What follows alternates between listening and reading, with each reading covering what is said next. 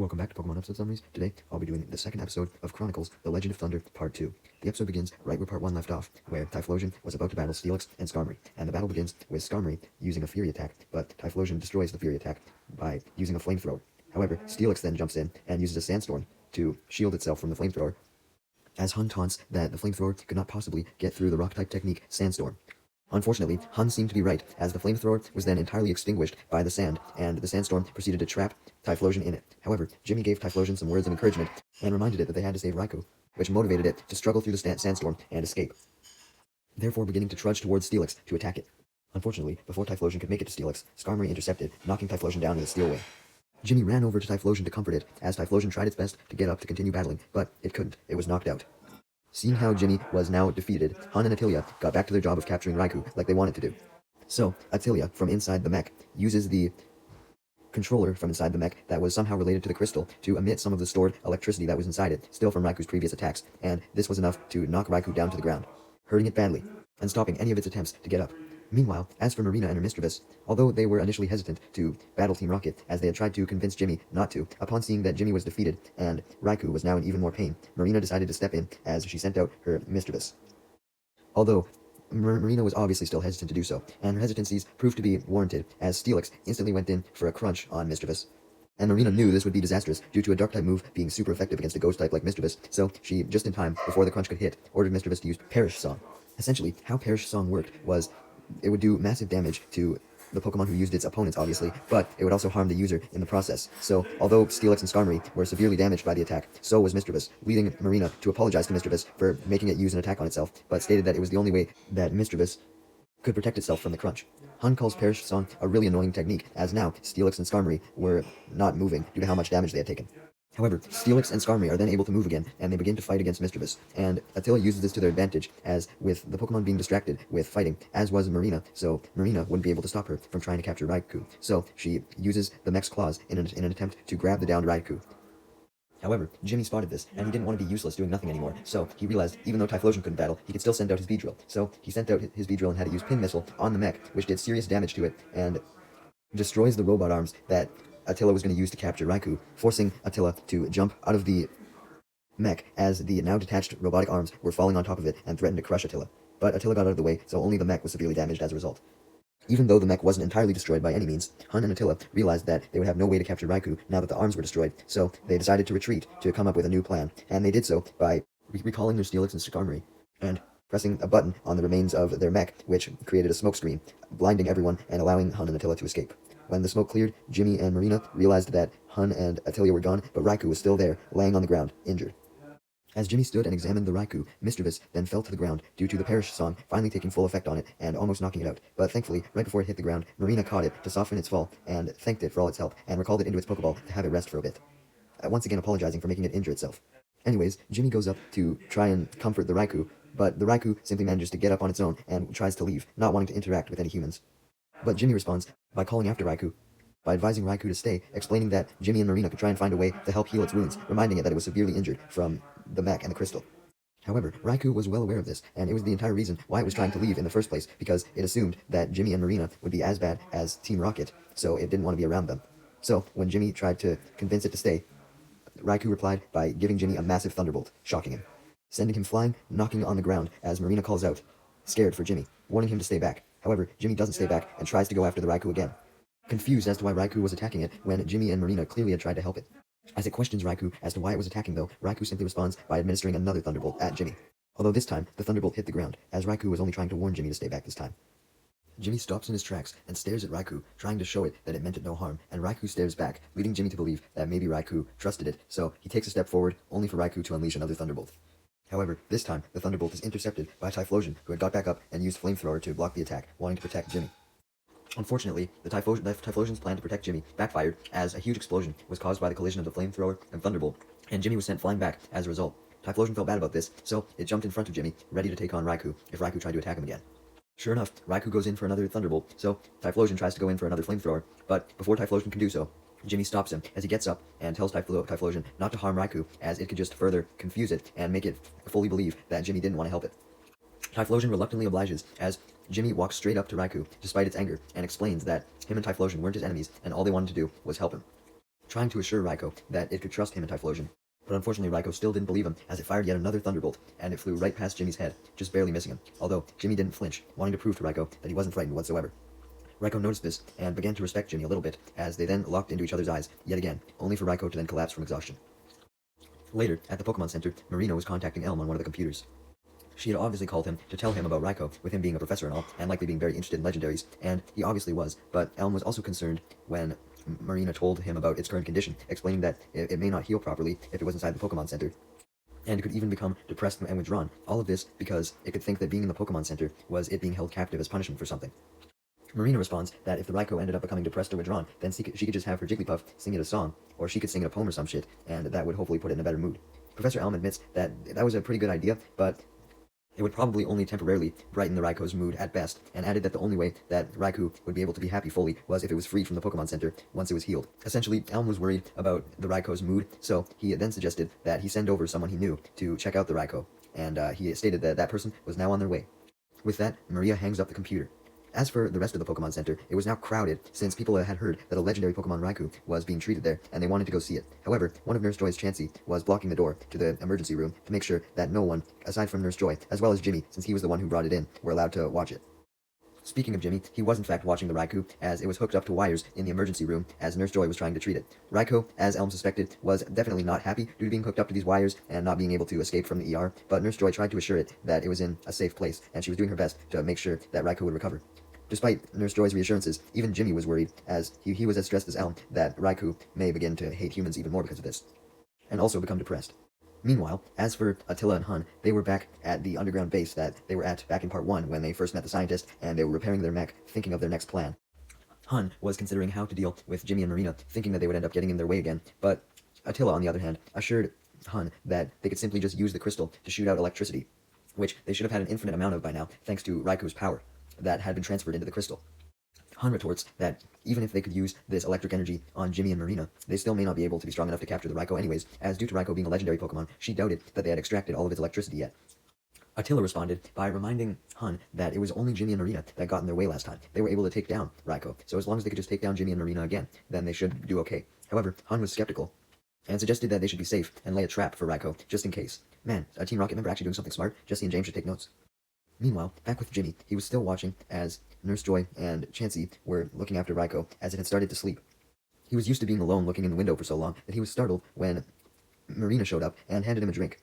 Having come over because she saw how concerned Jimmy was, and she tried to tell him that life was too short to be sad all the goddamn time, and he should try and stay positive for Raikou's sake as well. Jimmy then thanks Marina, and Marina believes that he was merely just finally reacting to the drink that she had gave him, but Jimmy clarifies that he was thankful for way more than just the drink. For one, he was thankful for Marina's advice, and two, he was thankful for Marina ordering her mischievous to put herself in harm's way just to save Jimmy, thanking the mischievous as well. The subject of the conversation then turns to Raikou once again, as Marina asks how it was doing, not wanting to have the conversation stay focused on her for too long. Jimmy reports that Raikou was doing relatively okay, as it was asleep. But Marina noticed that Jimmy didn't seem happy at this news whatsoever, as he was still really concerned about Raikou, so she tried to cheer him up again by stating that even if Raikou was still being healed, at the end of the day, Jimmy was able to save it by bringing it into the Pokemon Center, even if that was against Raikou's wishes. And also commended Jimmy and Typhlosion's guts to stand up to the Raikou and stay dedicated to helping it, even though it tried to attack them. Jimmy couldn't deny that he was happy with all of Marina's compliments, but then, even though seemingly only Jimmy and Marina were allowed to watch the Raikou, the door to the emergency room suddenly opened, as none other than Yusin rushed inside and immediately demanded to know where the Raikou was, claiming that he was very excited to see the legendary Pokemon to match Suicune and Entei. Yes, that's right, a character from the main anime was actually here, guys. Oh my god.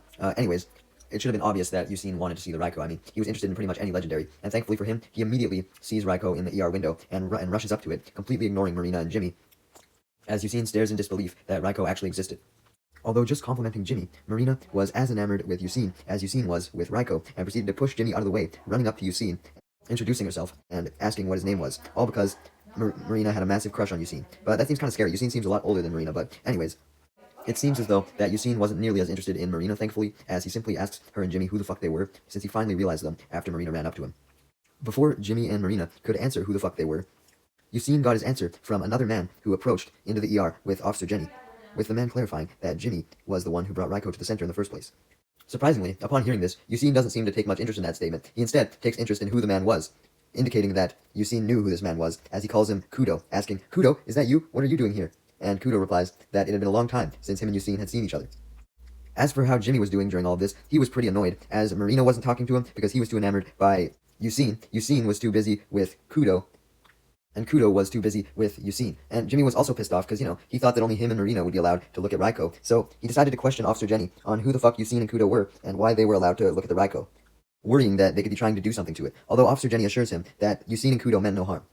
Kudo confirms this as he jumps into the conversation, stating that he was an archaeologist that Professor Elm had sent over to check over Raikou, and Marina is able to corroborate this, as Elm had told Marina that Elm was sending someone over.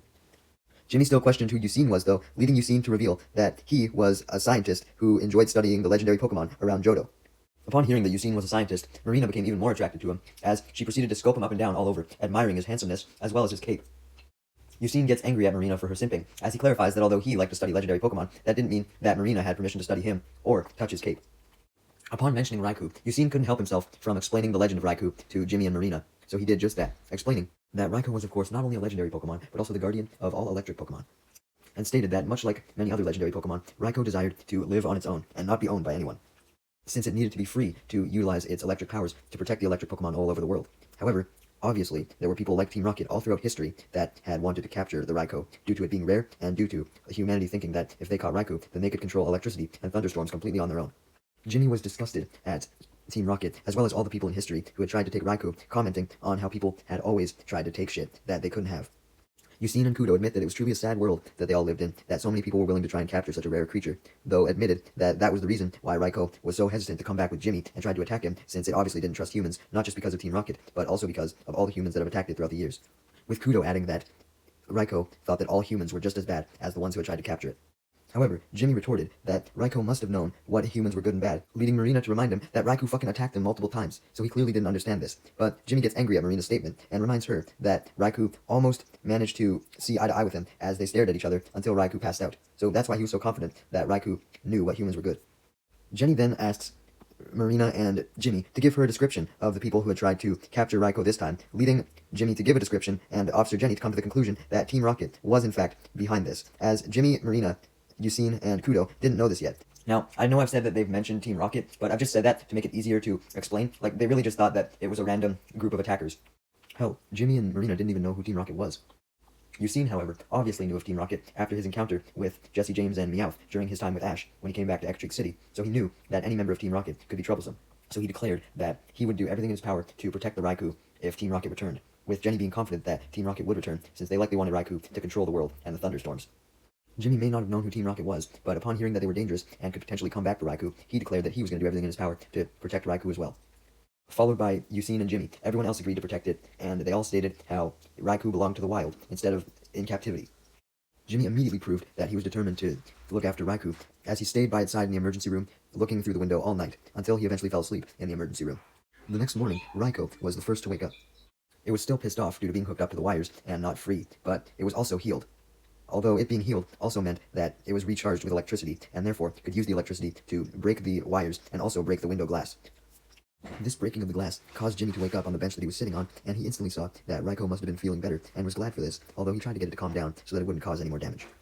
Reminding Raikou who he was, hoping that this would cause Raikou to calm down if it recognized him, because he believed that him and Raikou were now friends. However, his assumption was proved wrong, as Raikou simply fired a thunderbolt at him, though Jimmy ducked out of the way of the thunderbolt, causing the thunderbolt to hit the wall instead and severely damage it. Upon hearing the ruckus that was caused by this, Yusin, Kudo, Marina, as well as Nurse Joy, but not Officer Jenny, as she was too busy holding off some of the crowd in the Pokemon Center from coming to see Raikou, arrived to see what was going on. But by the time they had arrived, Raikou used its thunderbolt missing to its advantage, as it then used another thunderbolt, this time purposely on the wall, to cause it to cave in this time, allowing Raikou to jump out of the bed it was in and escape.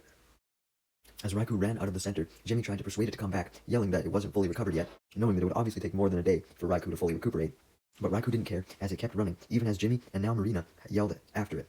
However, Marina then spotted that there seemed to be another reason why Raikou was so insistent on leaving so early, aside from just not wanting to be confined at the center, as she pointed out in the distance, since she could now see outside due to the wall being destroyed, that the same purple clouds that were caused by Team Rocket's crystal had reappeared, and Raikou must have known that this meant that electric Pokemon were in danger again, so it ran off to go protect them. Even though Jimmy and Marina realized that this was likely just what Team Rocket was planning for, as they knew that Raikou would come, and therefore give them another chance to capture it. After Jimmy and Marina had informed Yusin of Team Rocket's plan, Yusin quickly rushed off and returned very shortly after in a very expensive-looking red car and told Marina and Jimmy to hop in so the three of them could catch up to Raikou and potentially protect it from being captured. He then instructs Kudo to stay behind and get Officer Jenny's attention so that Officer Jenny could help the situation and arrest Team Rocket. Kudo agrees and goes to do this, though also states that he would contact Professor Elm as well, as he felt obligated to let Elm know what was going on since Elm had sent him to the center. Meanwhile, Attilia, Hun, and their mech were waiting by the crystal, which was currently shooting out electricity to attract Raikou even more. While they waited, Attila was putting some finishing touches on their fixed mech, while Hun was getting a helicopter ready, similar to the vehicle that they had used in the first part when they first arrived at the base. Soon enough, Raikou shows up, leading Hun and Attila to taunt it that they were going to be its new masters, whether it liked it or not, hoping to get Raikou under their control. Just like before, Raikou didn't go to attack Hun or Attilia. Instead, it went to go attack the crystal, in fear that the crystal would try and harm other electric Pokemon. Of course, Raikou's electric attacks just got redirected by the crystal, as the crystal gained more power and sent it back at Raikou. Attila laughed, thinking that Raikou was being dumb by attacking the crystal, even though it should have known that its attacks were going to get sent back at it. But Hun, still believing that the Raikou was smarter than that, suggested that Raikou could have been looking for a potential weak spot in the crystal, even though it obviously didn't have one. Regardless of this, Hun admitted that, regardless of what Raikou's intentions were, it attacking the crystal was just what they wanted. So, Hun decided to send out her Steelix, and ordered Attila to move the crystal with the mech around Steelix so that the barrier could protect Steelix. Sure enough, this worked, as all of Raikou's electric attacks that it tried to hit Steelix with bounced off, hitting Raikou instead, just as Hun had planned. With Raikou down, Hun then had Steelix use Dig to go underground and attack Raikou from below to severely damage it even more, since electric types were so weak to ground types. Raikou was sent flying, hitting the ground even harder this time, but thankfully, in a Deus Ex Machina moment, Yusin's car pulls up, and Jimmy, Yusin, and Marina all hop out, with the car being between Raikou, who was knocked down, and Hun and Attila, so Hun and Attila couldn't get to it. Jimmy instantly sees Raikou laying on the ground and tells Hun and Attila to stop, obviously believing them to be responsible, and questions what they did to it, leading Hun to reply that they merely roughened it up a bit before they caught it. Adding that Jimmy had no right to criticize Team Rocket doing this, since he also fought the Raikou with his Typhlosion, although Jimmy rebuttals that he only fought with his Typhlosion in self-defense, and he also didn't try and pull any dirty tactics, such as using a crystal, and said that if Team Rocket actually tried to fight Raikou honorably, then maybe it would be understandable on why they were attacking Raikou, but they were simply just abusing it to capture it. Han rebuttals back that Team Rocket cared more about ruling the world than fighting fairly, and stated that if they were to fight the Raikou fairly, then they would obviously lose, and they thought that their goal of reshaping the world in Team Rocket's image was worth hurting the Raikou for that. Jimmy heroically declared that it was extremely wrong and evil to capture and harm Pokemon for your own selfish deeds, but Attila told Jimmy to stop acting like a goddamn innocent hero boy, and explained that Jimmy and all other Pokemon trainers did things just as bad as Team Rocket did, as they also captured and harmed Pokemon for their own deeds, such as forcing them to battle against each other. Jimmy gets angry at this and claimed that Han and Attila didn't know a single fucking thing about Pokemon trainers, explaining that true trainers only weakened their Pokemon a little bit and then quickly caught them in a Pokeball where they were able to be healed, unlike Han and Attila, who were capturing Raikou inside of Mech's claws where it couldn't heal up at all. And he also countered that although trainers did force their Pokemon to fight for them, the difference was that most Pokemon enjoyed battling as well, having the same desire to improve themselves and having the same love of battling. And also added that after a battle, a trainer would be sure to treat their Pokemon with a lot of respect and love and care, unlike Han and Attila, who were simply just trying to steal the Raikou's power. He then ended off his counter by declaring that he would do everything in his power to protect Raikou, and that Han and Attila didn't deserve the powers of such a noble and legendary creature. Han and Attila simply laugh, as they state that they were going to be the ones to stop Jimmy. Jimmy wouldn't be stopping them, as Attila then threatened to literally squash Jimmy to death. Fortunately for Raikou, though, with Attila and Hun being distracted by Jimmy for so long, Raikou was able to recover and get back up as it jumped over the car and over Jimmy, heading for Team Rocket. Unfortunately, Raikou is quickly stopped yet again, as Attila presses a button in their mech to make the crystal shoot out some electricity, which harms Raikou, knocking it down. Seeing Raikou in particular danger, especially with it now being closer to Hun and Attila, Jimmy decides to send in one of his Pokemon to stop Hun and Attila. However, before he can do so, Hun has her Steelix use Rock Throw, and sends a rock straight for Marina and Jimmy. Right as the huge rock was about to crash down on them, though, a beam destroyed the rock. As Jimmy and Marina looked to see where the beam came from, another rock came hurling at them, but the beam destroyed that one as well. Jimmy and Marina then realized that the beam was a solar beam, having come from a Meganium. They then looked to see who the trainer of the Meganium was, only to see a cloaked figure. Marina instantly declares that the cloak looked like lances, so she gets excited, thinking that the Johto champion had come to their aid. However, the real rescuer then removes the cloak, revealing himself as none other than Vincent, Jimmy and Marina's friend, who they were talking to earlier.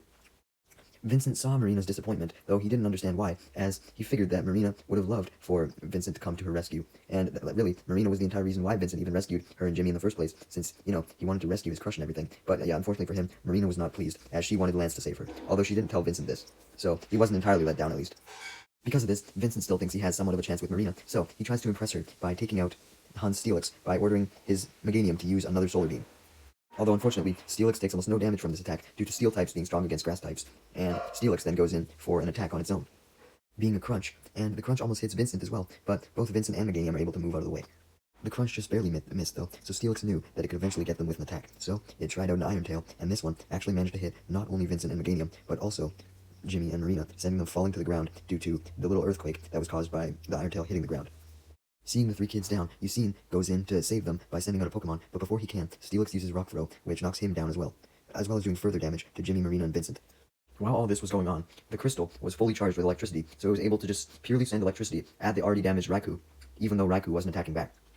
Even though Raikou was already severely injured, things get worse, because since Vincent, Yusin, Marina, and Jimmy were all currently preoccupied by Steelix's attacks, Hun and Attilia can focus on solely capturing Raikou as they proceed to press a button in their mech again, which sends the shield around the crystal, floating towards Raikou, and eventually it reaches Raikou, as Raikou was downed, too weak to run away, and once Raikou was trapped inside of the field, it screams in pain, hurting even more. The reasoning for this was because although Pokemon like Hun's Steelix could withstand being in the shield and actually use it for protection, Raikou couldn't since it was an electric Pokemon, and the shield was specifically designed to harm electric mons. Jimmy then sees how much trouble Raikou was in, and manages to escape from Steelix's continued rock throws, and sends out his Typhlosion, ordering it to use Flamethrower on the field, and this manages to break through the field, stopping it from expanding over Raikou any further. Attila bitterly questions what was happening to the field, with Hun revealing that the professor of Team Rocket had told her that the crystal could only absorb electricity, so any other energy-related attacks, such as Typhlosion's fire, would go right through the field and damage it. Just then, Hun and Attila panic even more, as the field gets damaged even more, since Marina and Vincent use their Meganium and Mischievous respectively to use their Solar Beam and Psybeam attacks, which manage to damage the field so much that it gets pushed off of Raikou, freeing it. Jimmy, Marina, and Vincent then run up to the Raikou to try and retrieve it now that it was free from the field, but Hun orders Steelix to knock them all out of the way using an Iron Tail. Steelix swings its tail so wildly, though, that not only does it attack Jimmy, Vincent, and Marina, but it hits Raikou and the field as well, destroying the field, leaving the crystal vulnerable, and knocking Raikou onto Marina. Seeing that both the energy field and Raikou were down, Hun and Attila decide that now was the perfect time to take Raikou, since they didn't want to risk the crystal, which now didn't have the field around it, being damaged. So, they loaded up the crystal into their mech, and then Hun has Steelix use Smokescreen so that Vincent, Jimmy, and Marina can't see anything, allowing Hun to go up and grab the Raikou from where it had landed on Marina with the claws on their mech, and then they drive their mech over to the helicopter's cargo compartment and place the Raikou inside the cargo compartment, specifically inside one of the compartment's chambers. And then, with the smoke screen still up, Hun and Attila set off in the helicopter with Raikou inside, leaving their mech behind. When the smoke clears, Jimmy and Yusin notice that Raikou was taken by Hun and Attila, and they blame themselves since they remembered that they had promised to save Raikou and protect it, and they had failed. Suddenly, Vincent starts screaming, panicking, revealing that he couldn't find his crush, Marina, anywhere. This was because, as Hun and Attila soon realized when they looked at a screen in the helicopter showing the cargo room, that Hun and Attila had ended up capturing Marina as well, as the claws had not only grabbed Raikou, but her. Hun and Attila then realized that they had also captured a third being, Marina's Mischievous. Hun and Attila didn't really care though, they still had Raikou at the end of the day, so they simply continued flying away, back to the base. Meanwhile, as for Marina and Raikou, they had both woken up inside of the cargo compartment, and were obviously not happy to be there, so Marina tried to yell for help, but it was useless. So, Raikou steps in and tries to use Thunderbolt on the walls of the cargo chamber to break out, but the walls were revealed to be electric-proof, so this was also useless. This led Raikou to try another approach of using Tackle on the walls, but the walls also happened to be extremely tough as well, so the tackle did no damage. Raikou simply thought that it didn't tackle hard enough, so it charged up by running around the cargo area and then charged into the walls, unfortunately still not being able to damage them, as Marina tried to calm it down, assuring it that they would find a way out, and telling it not to waste its energy that it had already used so much of. Raikou still wanted to tackle some more though, but Marina was able to calm it down when she stated that the way that they were going to be able to escape was if they used their minds, as opposed to brute force, stating that there must have been a way that they could get out if they just kept thinking. So, using their minds, Marina and Raikou examine the cargo area, including the floor, where they see that during Raikou's rampage, it had accidentally knocked off a tile of the floor, revealing wires underneath. Desperate, Marina grabs 2 handfuls of wires and pulls them, breaking them off from the rest, which, in turn, opens up the cargo door. They immediately run to the door, thinking that they would just be able to walk out and escape, but they soon realized that they were flying away in the helicopter, so that meant they were hundreds of feet in the air. So, Marina couldn't make the jump, obviously. Although Raikou knew it could, because it jumped from mountains hundreds of feet up in the air all the time. Raikou didn't want to jump and leave Marina behind though, knowing that she had helped it escape, but then, when Hun and Attila noticed that the door had opened due to an alarm, They immediately pressed some emergency controls inside, which override the wires and made the door begin closing again. This led Marina to order the Raikou to jump out without her, so that Raikou could at least go free. Raikou still refuses to leave without her though, leading Marina to then try and physically push Raikou out of the cargo compartment, assuring Raikou that she would find another way out when they were at lower ground eventually. Upon hearing this, Raikou decided to willingly jump out, not wanting to be pushed, as that could fuck up its jump. So Raikou manages to escape and watches as the cargo ship flies away with Marina still inside. As the door closes. As for Han and Attila, they were extremely angry at the fact that they realized that Raikou had escaped, and got even angrier as they realized that the engines were beginning to fail on the helicopter, and they didn't have a way to override this like they did with the door. So the ship was beginning to fall down, losing altitude, leading Han and Attila to realize that they were going to have to land soon. Although Han soon realized this was fine and reassured Attila, stating that they would have to go back down to land to retrieve Raikou again anyways.